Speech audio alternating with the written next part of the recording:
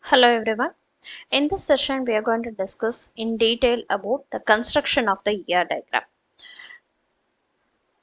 Earlier session, we discussed what is ER diagram, how the relationship will be there. So to construct the ER diagram, what are all the in detail things we want to note down?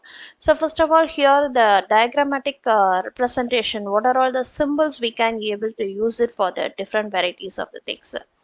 So normal entity means a rectangle, attributes it's a oval. So these are the things we discussed in already. But in detail, the further how the representation is going to be vary. So the double entities we will be using for the weak entity. So the weak entities are dependent on any one entity is a depend on another entity, that is called as weak entity. For that representation, it's a double rectangle. Key attributes, within that attributes the underline must be mentioned. So the key attributes is the most important thing for that entity. It should not be repeated. It's a unique things to indicate that it's a key attribute indication.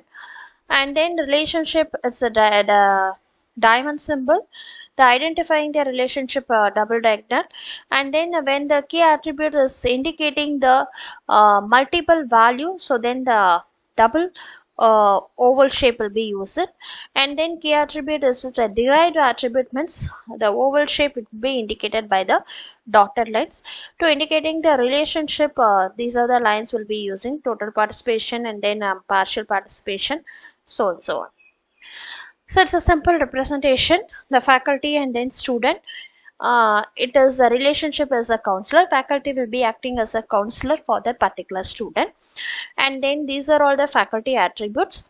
And from that, the faculty ID will be the primary key or it is a key. So that will be underlined. And then the counselor, we want to indicate from which date onwards he will become as a counselor. So that how we can mention in the sense along with the rectangular. So that value should be attached to the relation with the dotted lines. It is indicating the relationship having some value. So the value, it's a date here. Then mapping coordinalities, we already discussed the 4 different types of mapping coordinalities, one to one, one to many to one and many to many. How it will be represented in the ER diagram, so based on the line. Many, it's related to the undirected lines, and one it is indicating the directed line. So here 1 to 1, both are one faculty to assigned as a one student. So each and every student having one counselor. So each and every faculty assigned as one student counselor. So arrow mark should be added in the both the entities. One to many. So here it is a representation. One faculty, it counsel many students. So the many, it is detected as a undirected. One faculty, so the arrow mark is pointed to the towards the faculty end. One faculty act as a counselor for the many students. Many to one, many faculty act as a counselor for particular student. For example, one student, the faculty A also the counselor, faculty B also the counselor, means that is many to one. So here the many is faculty, student is one. So the arrow mark is directed arrow marks towards the student entity. And many to many, so many faculty may act as a counselor for the student, and then similarly for one faculty, many students also assigned. For that, both the entities is added as directed as a undirected line. And for when we are going for the complex attributes, that is a composite attributes of one name, it can be divided as a further first name, middle name, last name. How it is indicated is in this, you can see in the next slides.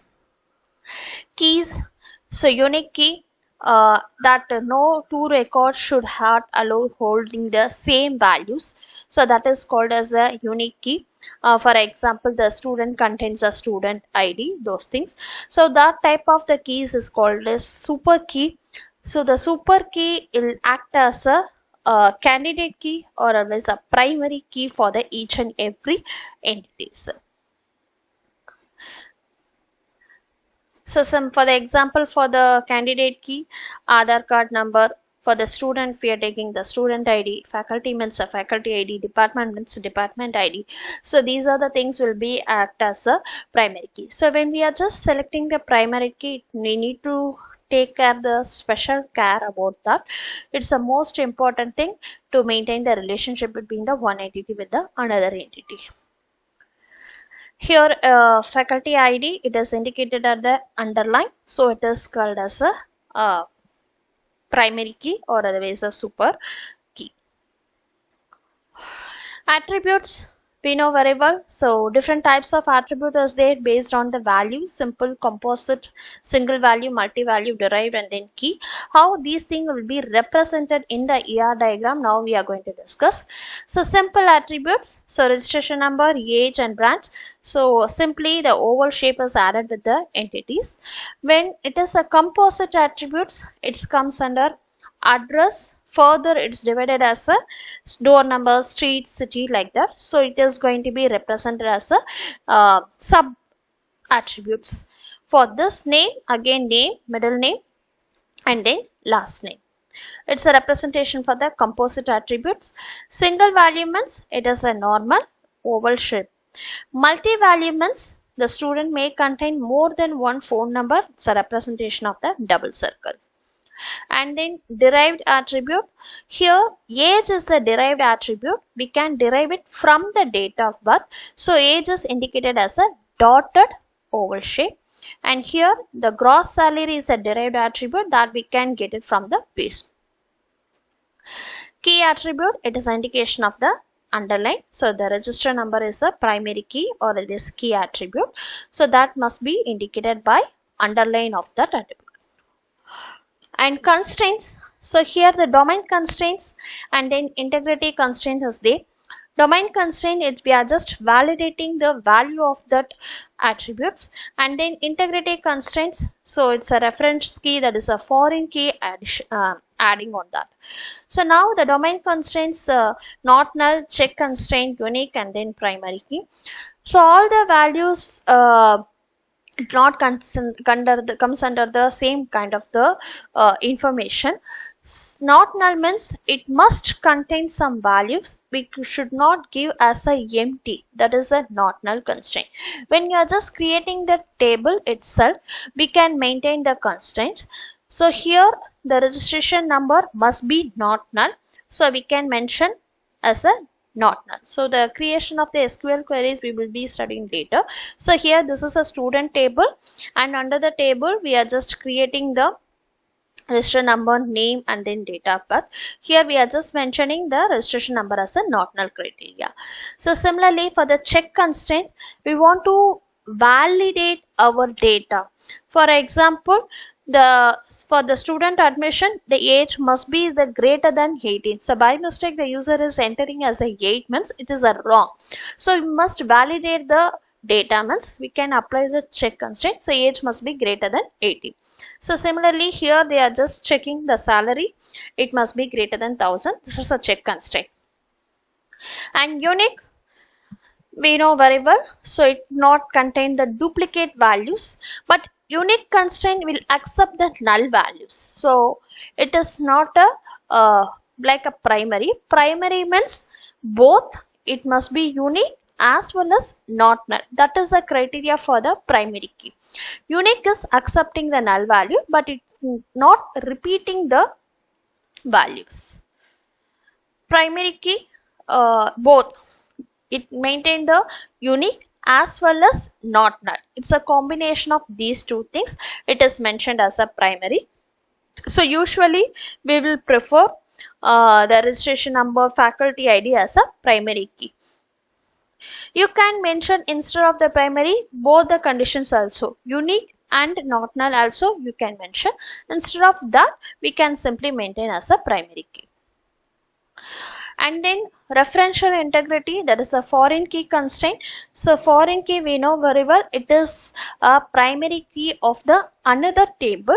So under the student table, the department ID here will act as a foreign key to maintain the relationship between the department table and then student table. So here the employee is there, and then employee details are available. Then department ID is refers from the department table. So here the department ID will act as a foreign key here. This is the overview of the constraints. So each and every constraint, what are all the things will accept and then not accepting. So not null constraint, it will not accept the null value, but it maintain the duplicate value. You can able to apply some condition. So this will not act as a referential key. Check constraint, yes, it will accept null value. Duplicate value is also accepting. You can apply the condition. This will not act as a referential key. And unique constraint, it will accept null value. There is no duplicate value. You can apply the conditions here too. This is also not acts as a referential key. Primary key, we know very well, no null values, no duplicate values. You can apply the condition. The primary key only will act as a referential key. Foreign key, that is a reference key. Here null value will acceptable, duplicate value will acceptable, condition also we can check it, and it will not accept a referential key. So here you can raise the one question. So the primary key only will act as a reference key, right? Then how it will accept the null values and then duplicate values here? Here the foreign key will accept the null value and duplicate values under the reference table, not the original table. For example, the student table is there and department table will be there. You can given the reference, that is the department ID is the foreign key under the student table.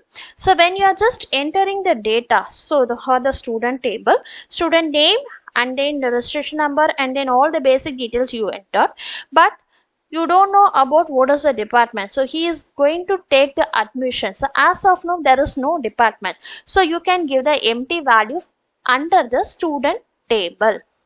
So here the department ID is a foreign key.